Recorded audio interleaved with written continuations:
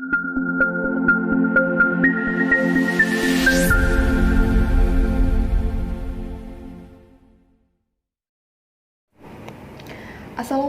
warahmatullahi wabarakatuh.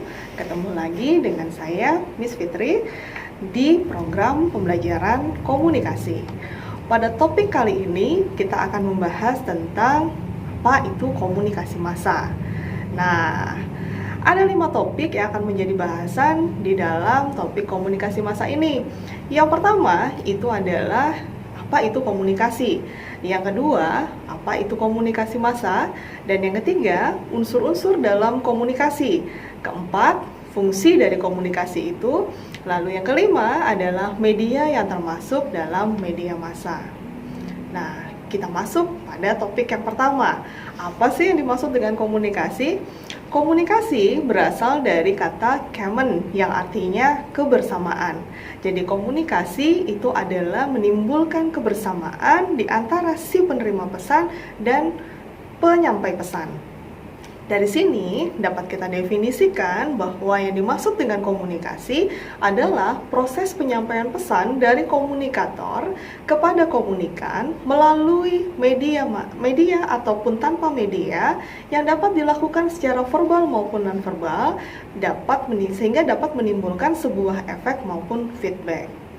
Nah, kita masuk di topik yang kedua, yaitu apa yang dimaksud dengan komunikasi massa.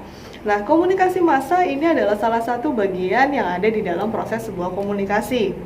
Nah, komunikasi massa itu sendiri apa sih? Komunikasi massa itu merupakan proses penyampaian informasi dari komunikator kepada masyarakat luas yang dapat menimbulkan efek. Dan di dalam proses penyampaian pesan ini, pada komunikasi massa kita menggunakan alat-alat yang dinamakan dengan media massa. Nah, lalu apa aja unsur-unsur yang terlibat di dalam komunikasi? Nah, di dalam komunikasi ada 5 unsur yang terlibat di dalam komunikasi. Yang pertama itu adalah penyampai pesan atau yang disebut dengan komunikator. Yang kedua itu adalah pesan itu sendiri. Yang ketiga adalah penerima pesan atau yang kita sebut dengan komunikan. Lalu yang keempat itu adalah media. Media yang digunakan pada saat untuk menyampaikan pesan tersebut kepada komunikan. Nah, yang kelima itu adalah feedback dan efek yang muncul dari proses penyampaian pesan tersebut. Nah, dari sini dapat teman-teman sudah jelas ya bahwa di dalam proses komunikasi banyak unsur yang terlibat di dalamnya. Lalu masuk pada topik yang keempat itu adalah fungsi komunikasi. Nah, di dalam fungsi komunikasi, kenapa kita harus berkomunikasi? Di komunikasi ini, fungsi yang pertama itu adalah fungsi sebagai untuk memberikan informasi kepada masyarakat. Lalu fungsi yang kedua, dengan adanya komunikasi massa ini, itu dapat mengedukasi masyarakat. Yang ketiga, itu sebagai proses interaksi dengan masyarakat. Dan yang keempat, itu adalah sebagai sarana hiburan atau penghilang jenuh. Nah, masuk pada pembahasan terakhir.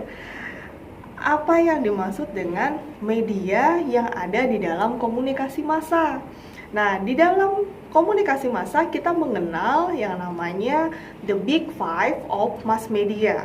Nah, apa saja sih the big five of mass media ini? Nah, the big five of mass media itu meliputi televisi, koran, majalah, radio, dan sosial media. Baik teman-teman semuanya, demikian materi hari ini tentang komunikasi massa. Mudah-mudahan dapat dipahami dan dapat ditelaah dengan baik. Baik teman-teman, terima kasih atas kehadirannya. Sampai bertemu di topik selanjutnya. Salam komunikasi.